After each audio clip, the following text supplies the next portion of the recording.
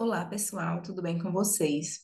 Eu me chamo Giovana Gurgel, sou arquiteta e urbanista de formação, mas faço um mestrado em políticas públicas aqui pela Universidade Federal do Rio Grande do Sul. Eu fiquei responsável pela administração da aula de número 9 sobre instrumentos de democratização da gestão na cadeira de Direito do Espaço Urbano, que é ministrada pelo professor Lucas Kunzen. Antes da gente iniciar a nossa aula, eu queria só deixar um aviso, assim, que eu resolvi dividir esse material em duas partes, sendo essa primeira parte uma revisão teórica, né? Vai abordar um pouco do que a gente já viu nas outras aulas, com um conteúdo novo. E em seguida, na segunda parte da aula, a gente vai fazer uma consulta aos documentos que nós temos disponíveis de gestão urbana, se focando principalmente no caso do Campo da Tuca, para poder auxiliar vocês com a atividade que foi passada para a turma. Então, vamos lá. Bem, só para a gente recapitular o que a gente viu um pouco nas primeiras aulas e para a gente fazer uma conexão do que vai ser apresentado melhor, eu trouxe aqui, né, alguns tópicos que são importantes para a gente relembrar nessa aula. Começando pelo processo de expansão da malha urbana no Brasil. Vamos relembrar que esse processo, ele foi um processo desordenado e que ali nos anos 70 a gente tem uma população urbana que ela ultrapassa a quantidade de população rural, principalmente pela migração, das famílias para os grandes centros urbanos. Com esse processo, a gente vê o surgimento de inúmeros problemas sociais no meio urbano, problemas que nós já discutimos em sala de aula, como a irregularidade fundiária, déficit habitacional, imóveis que não cumprem com a função social, e também outros problemas, né, que nós podemos citar, a gentrificação, que foi discutida na sala de aula, por exemplo. A partir disso, da visualização desses problemas, a gente começa a perceber aqui no Brasil a necessidade de planejar as cidades, de atribuir normas para o espaço urbano para que esse crescimento ele aconteça de uma forma ordenada, né? Então, o planejamento urbano, ele vai surgir como uma resposta a esses problemas sociais e a essa expansão desordenada que acontece. Não só aqui no Brasil, mas a gente vai ver um exemplo daqui a pouco na aula, de uma outra cidade em que aconteceu isso. Então, o planejamento urbano, ele vai poder ser encarado como esse método de hierarquização da malha urbana, onde a gente faz essa divisão dos espaços para atribuir diretrizes. A gente tem uma forma de planejamento urbano que ela é muito conhecida, né? No meio do direito urbanístico, no meio da arquitetura e urbanismo, até nas políticas públicas também, que é o plano diretor.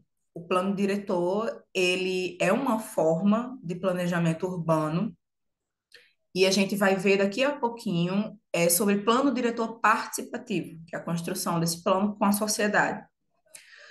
Mas voltando para o assunto, o planejamento urbano, ele pode ser encarado como esse método, mas ele sofreu muitas críticas, né? Porque inicialmente você pega essa ideia de um modelo ideal de cidade, coloca isso num plano, coloca isso num ordenamento, né? Num documento que precisa ser cumprido, e muitas vezes esse plano ideal de cidade, por ser de um caráter muito técnico, né? Como a gente viu no texto do Edésio Fernandes, na nossa aula, nas nossas aulas anteriores, acaba que esse caráter tecnocrático ele impõe para a cidade, principalmente para áreas irregulares, esse ideal de como deveria ser a cidade.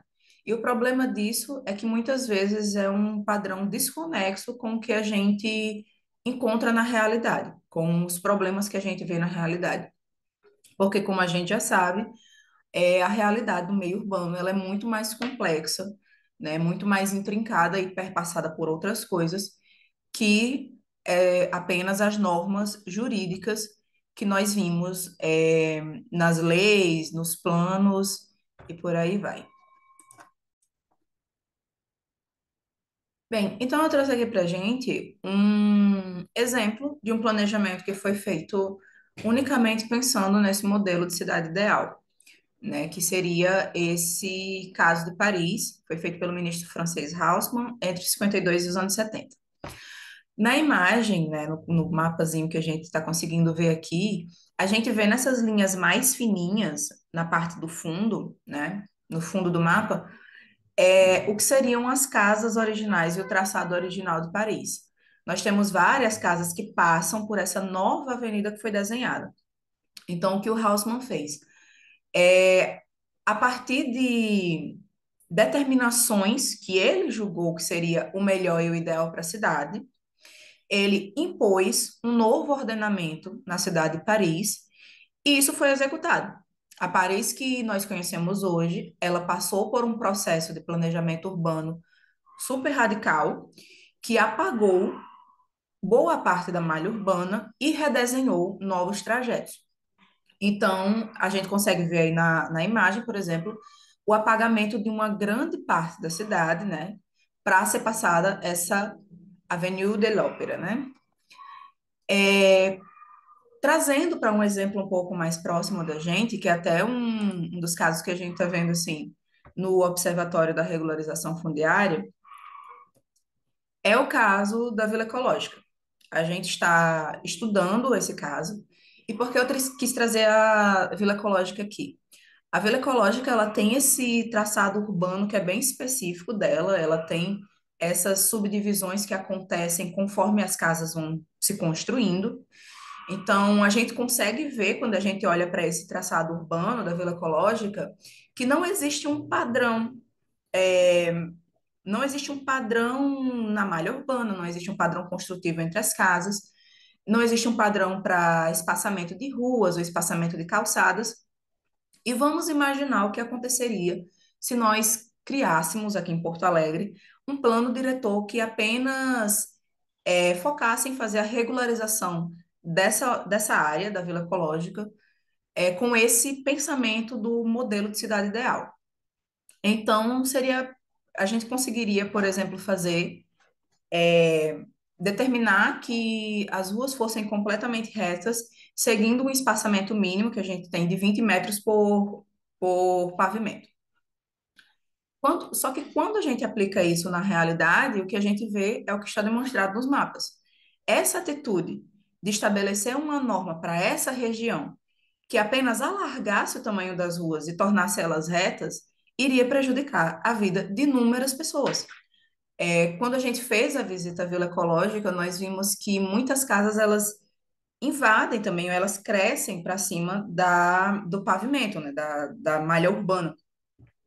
Então, fazer uma determinação desse tipo envolveria pedir que pessoas abrissem mão do espaço de suas casas para que esse espaço se tornasse uma via pública, por exemplo. Então, quando a gente fala sobre planejamento urbano, a gente sempre tem que pensar que esse planejamento puramente para tentar promover um modelo de cidade ideal, ele pode acabar ocasionando outros problemas e até perpetuando problemas já existentes que a gente observa principalmente em comunidades de origem informal.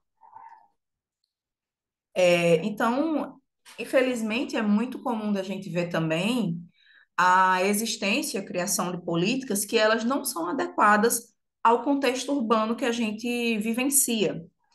E isso acontece por esses processos que a gente já conversou também em sala de aula, que são processos que acontecem no formato de pirâmide, né? A gente tem gestores no topo da nossa cadeia, gestores, juízes, eles determinam ou atribuem determinações para essas áreas, sem ter a noção real da vivência do que acontece ali naqueles espaços. Então, o corpo técnico fica responsável pela aplicação dessas normas e a população, ela é impactada ao final por essas normativas.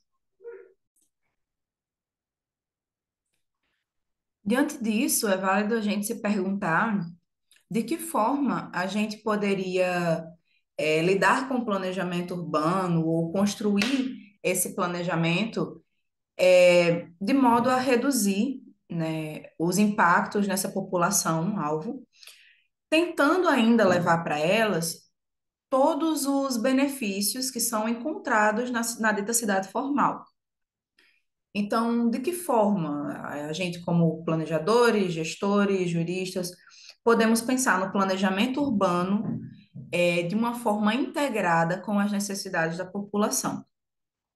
Dentro disso, entra uma questão muito importante, que é a democratização e o acesso à construção dos planos que gerem, os municípios. Então, seria um processo semelhante a gente fazer a inversão da pirâmide, né? E em vez desse processo acontecer do corpo técnico estabelecendo o que deve ser colocado para a população, a gente faz o processo inverso. A população, através de conselhos de classe, ONGs, sindicatos, elas vão gerar esse feedback e vão levar para os gestores. Isso pode acontecer através de alguns instrumentos que a gente vai ver daqui a pouquinho. Esse processo, ele vai ajudar na redução de desigualdades, né? Ele vai ser responsável pela produção de um espaço urbano mais igualitário e também pensando nas necessidades reais dessa população alvo dessas políticas. Quando a gente observa o artigo 2º do Estatuto da Cidade, a gente vai ver, inclusive, que essa gestão democrática, né, ela vai ser uma das principais diretrizes que regem a política urbana, ou que deveriam reger a política urbana. Quando a gente olha para as premissas básicas da gestão urbana, então, a gente vê que a tentativa da inclusão da gestão democrática dentro da efetivação, da execução, da criação desses planos, é justamente habilitar todos os participantes a participar, né, a contribuir com a construção desses planos, de forma que esses planos eles sejam plurais e eles abordem a diversidade de realidades que existem dentro da malha urbana. É inclusive importante a gente pontuar que a participação popular ela tem que estar presente em todas as etapas de execução das políticas públicas. Com as políticas urbanas, isso não seria diferente. Então, o acompanhamento pela participação, ele deve ocorrer tanto na formulação, quanto na execução e no acompanhamento também da política urbana, dado que, com o passar do tempo, é muito comum que as necessidades dos habitantes, elas vão se modificando conforme a vida na cidade avança. Então, pode ser que as necessidades desses habitantes também se modifiquem com o tempo, e isso precisa estar contemplado dentro dos planejamentos, que são feitos pela gestão municipal. Entrando nos tópicos mais específicos de quais instrumentos são esses de gestão democrática que nós temos dois muito importantes que vão ser destacados aqui, que o primeiro é o Plano Diretor de Desenvolvimento Urbano e Participativo, e o segundo são os órgãos colegiados de política urbana.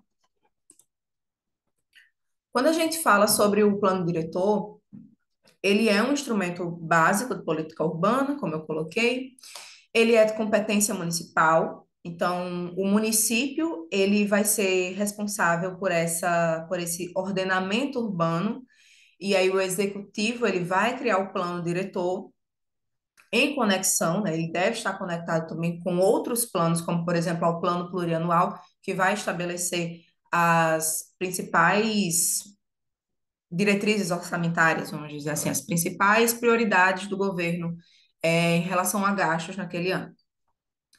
Ele é regulamentado pelo Estatuto da Cidade, de 2001, é obrigatório a todas as cidades que possuem mais de 20 mil habitantes, e ele é responsável por fazer justamente isso. O plano diretor ele vai hierarquizar a malha urbana e vai inserir diretrizes diferentes a depender de cada caso.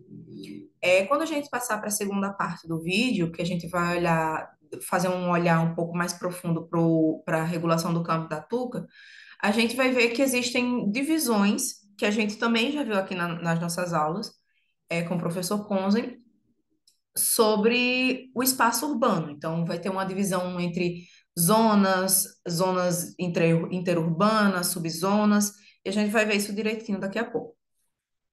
Mas, além disso, o plano diretor ele pode atribuir diretrizes específicas para áreas que sejam julgadas como necessárias desses ordenamentos, vamos dizer assim. Então, por exemplo, lá no Rio Grande do Norte, a gente tem muito o estabelecimento de ZEIS, que são zonas especiais de interesse social. Aqui eu sei que na cidade de Porto Alegre é chamado de AES, são áreas especiais de interesse social. É muito comum que dentro dessa determinação de uma área como uma área especial de interesse social, venham acompanhado uma série de atributos, né? Uma série de ordens que devem ser seguidas no ordenamento desse espaço. Então, por exemplo, as zonas que são determinadas como AEs, elas podem ter diretrizes diferentes para espaçamento de ruas, para tamanho de calçadas, para formato de fachada, para a quantidade de pavimentos construídos, principalmente porque as zonas que são determinadas assim, que recebem a determinação como área especial de interesse social, elas têm atributos específicos relacionados a elas como forma de promover a superação de uma condição social a essas áreas. Muitas vezes também, essa atribuição como uma área especial de interesse social, ela pode ser anexada a uma área específica na cidade, como uma estratégia de evitar a gentrificação de um espaço ou a especulação imobiliária. Isso também é possível de acontecer. Além disso, o plano diretor, ele deve ser revisto a cada 10 anos. Isso é um ponto muito importante, porque a revisão do plano diretor, ela deve ser vista obrigatoriamente, caso contrário, os gestores que não fizerem essa revisão e que não apresentarem, em cidades com mais de 20 mil habitantes, um plano diretor, eles podem correr em crime de responsabilidade administrativa. Então, é muito importante que o plano diretor, ele não só exista, mas ele seja revisado também a cada 10 anos. E por último, né, mas o mais importante, ele deve priorizar em sua construção, em sua efetivação, a participação popular. E como é que essa participação popular ela pode ocorrer? Ela pode ocorrer, por exemplo, através dos órgãos colegiados municipais. Aqui houve um pequeno erro no slide, tá? Plano diretor participativo, o nome aqui era para ser órgãos colegiados. Mas o que é o órgão colegiado? Bem, os órgãos colegiados, eles vão ser conselhos municipais, que são formados principalmente pela comunidade em contato com o poder público. Ele vai ter essa função, essa competência de assessorar, formular, fiscalizar a política urbana municipal. Então, a gente consegue perceber principalmente a presença de um caráter consultivo e deliberativo nesses órgãos, que vão ajudar a gerir o Fundo Municipal de Desenvolvimento Urbano. A gente pode citar ainda outros instrumentos de gestão democrática, como, por exemplo, as conferências sobre assuntos de interesse urbano, a iniciativa popular de projetos de lei, planos, programas e projetos de desenvolvimento urbano, a consulta popular, debates, audiências e consultas públicas, gestão orçamentária participativa e o plano plurianual, que vai dar origem à lei de diretrizes orçamentárias e ao orçamento anual. Então, essa foi a nossa revisão, assim, um pouco mais teórica, o que eu tinha planejado para a gente ver. A gente se focou principalmente na questão do plano diretor, né, com um pouco mais de profundidade, porque vai ser o principal documento que a gente vai analisar na segunda parte da aula, principalmente em relação ao regime urbanístico do Campo da Tuca, que está sendo analisado pela turma, né? Então, foi isso, pessoal. Um até logo. Vejo vocês na nossa parte 2.